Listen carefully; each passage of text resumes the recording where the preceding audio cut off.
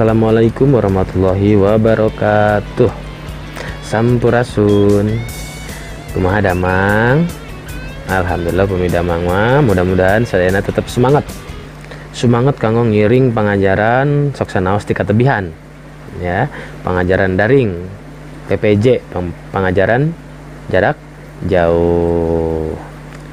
Tah pangajaran dina dinten ayeuna mangrupa pangajaran terasan tina pangajaran nu minggon kamari ngeunaan paguneman. Tah dina paguneman parantos disabit-sabit minggu kamari aya nu disebat tata krama basa. Kumaha hidup kantos nguping na nu disebat tata krama basa atanapi undak usuk basa kantos nguping. Tah ayeuna orang diajar ngeunaan tata krama basa.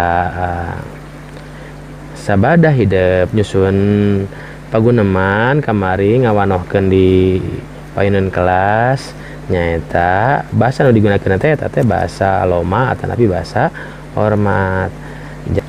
Janten tata krama dina Sunda teh aya dua dina basa Sunda teh, nu kahiji aya basa loma, nu kadua aya basa hormat. Ragam basa anu digunakeun dina basa Sunda.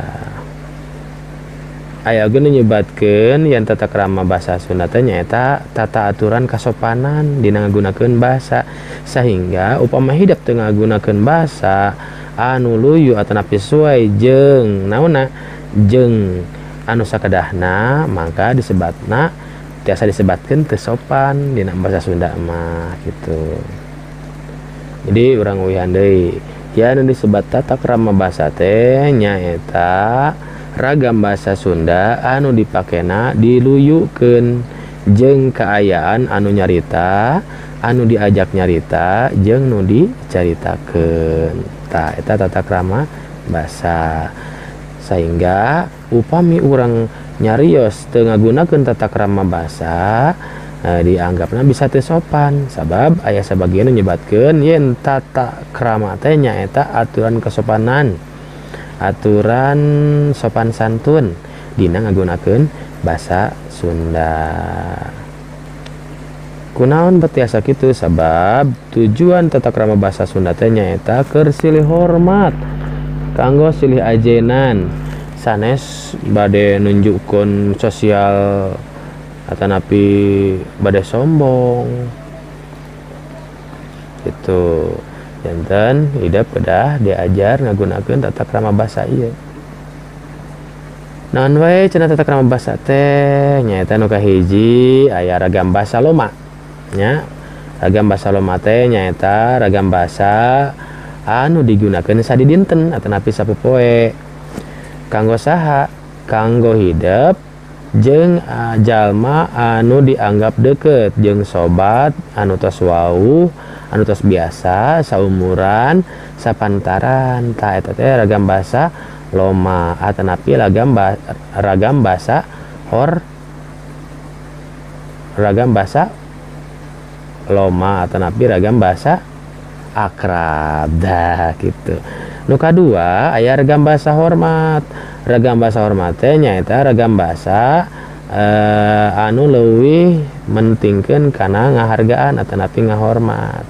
Aya dibagi dua nu disebat ragam basa hormat teh, nu kahiji ragam basa hormat keur diri sorangan, nu kadua aya ragam basa hormat anu kanggo digunakeun ka batur. Nah, ke batur teh batur kasaluhureun tangtos anu leuwih diajenan ku urang. Kunaon kedah diajenan atanapi dihargai kumargi nya positive thinking atanapi sae emutanana nyaeta margi batur anu dihormat ku urang nu naon yuswana langkung ti urang berarti tos seueur pangalaman ti urang gitu. Tangtos yuswa mah yang paling utama seueur pangalaman, seueur ilmuna gitu. Sedangkan ku agama ge diajarkeun kanggo silih hormat utamina ka anu sepuh gitu. Jadi urang wihan deui nu disebat ragam basa teh aya dua, nu kahiji ragam basa loma, nu kadua ragam basa hormat. ragam basa loma kanggo digunakan sadidinten jeung anu akrab anu tos biasa sareng rerencangan saumuran gitunya. Tah eta ragam basa loma. Salajengna ragam basa hormat. Ragam basa hormat dibagi dua, nu kahiji aya hormat kanggo diri sorangan, nu kadua hormat kanggo ka batur. Kanggo ka batur tangtosna diutamikeun kanggo kasaluhureun. Tah eta kumaha kahartos. Nah upami teh can kahartos ku Bapak baris dipaparin contoh nu kumaha nu disebat ragam bahasa hormat teh. Nah dia Bapak gaduh 3 kolom. Anu kahiji aya kolom basa loma, nu kadua kolom basa lemes atau napi hormat keur kasorangan, nu katilu basa lemes atau napi hormat ka batur. Tah bahasa hormat teh aya oge nyebatkeun bahasa lemes gitu. Enten istilahna tiasa benten tapi fungsi atau napi hartosna tiasa sami. Nah di dieu contoh aya nu kahiji contona kecapna dina bahasa lomana alus. Nah, alus teh bagus ya. Sedangkan kanggo bahasa alus keur sorangan nyaeta sae. Nah kanggo ka batur kasaluhureun atanapi anu dipi hormat oge sae. Jadi nyebatkeun sae kanggo urang oge kanggo ka batur saluhureun. Sedangkan upami ka sapantaran atanapi loma bagus teh nganggo alus. Nu kadua aya anggeus atau enggeus. Upami hormat kanggo sorangan nyaeta rengse kanggo anu batur kasaluhureun parantos. Lajeng tuh aya deui aya baju, beras bapa, cager, terus aya dahar, aya deket, enggon, era, gering, imah, jawab, terus aya ngajuru, aya kawin, aya balik, datang, no seueur. Nah ini orang contohan ku kalimat. Nah contohna kecapna bawa. Nah ieu bahasa keur loma. Bawa atuh bukuna ka dieu ka perpustakaan. Tah eta kami nyarios di jeung babaturan tapi nggunakeun bahasa loma. Kecap bawa kanggo bahasa loma. Terus upami kanggo sorangan kumaha? Misal dina bahasa Indonesiana saya membawa buku dari perpustakaan. Tah kecap bawa dina bahasa Indonesia kanggo diri sorangan dina bahasa Sundana nyaeta bantun. Simkuring ngabantun buku ti perpustakaan. Tah kumaha upami kanggo batur hormat ka batur? Contohna berarti paderus nyandak buku ti perpustakaan. Janten kanggo bahasa lomana nama bawa kecap dasarna teh lajeng. Kanggo sorangan mah bantun. Kanggo hormat kasaluhureun atanapi kanu sanes mah ngagunakeun nyandak atanapi tina candak. Kanggo salajengna Bapak bade ngemutkeun deui perkawis kecapun anu kamari dina lawungan anu kamari pantos didugikeun. Kecapun ieu teh nyaeta kecap kanggo gaganti atanapi kecap kanggo ngagantikeun kuring. Nya dilarapkeun kanggo ngahargaan jalma nu dipimili ku urang anu hirup terus dipimili ku urang anu dihargaan ku urang anu aya patula patalina secara silsilah atanapi pancakaki ka urang atanapi hubunganna jeung darah oge jeung urang. Nah eta teh tiasa ngagunakeun bahasa atanapi kecapun. Nya contona sapertos upami nyarios kaindung. Nah kaindung urang. Nah jadi kecapun ieu tiasa disimpen di payun kanggo ngagentos kecap abdi atanapi kuring disapengkereunana. Contoh pun biang, ya asalna tina kecap ibu abdi. Nah janten pun biang tiasa ngagentos kecap ibu abdi. Lajangan deui pun bapak gitu. Pun bapak berarti kanggo milik urang. Terus pun emang, pun uwa, pun bibi, pun adi, pun lancek.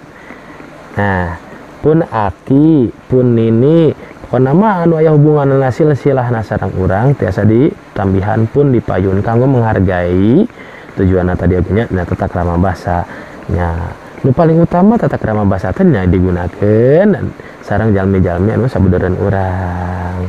Kumaha carana nyebat jalmina, kumaha carana papayun-payun nyarios sareng jalmi anu caket sareng urang. Ulah ari sareng rerencangan saya nyarios ari sareng indung bapak, sareng ibu rama awon gitu. Mangka gunakeun di antawisna nyata ngagunakeun kecap pun. Lajeng upami nyebatkeun kanggo nu batur. Tah kanggo nu batur mah ngagunakeun teh kecap tuang. Tadi mah urang kanggo diri sorangan mah nganggo pun, sedangkan kanggo batur mah nganggo tuang. Contoh tuang ibu berarti ibu kamu atau indung maneh. Nah, janten jadi tuang ibu. Lajeng kanggo bapak tuang rama. Kanggo nini tuang eyang. Terus nanti tuang raka. Terus tuang rayi. Nah jeung sajabana eta kanggo kanu sanes kudu tiasa dititenan dina contoh-contoh di saterasna gitu. Panginten kanggo pengajaran tata krama basa sementawis mudah-mudahan hidup tiasa ngagunakeunana.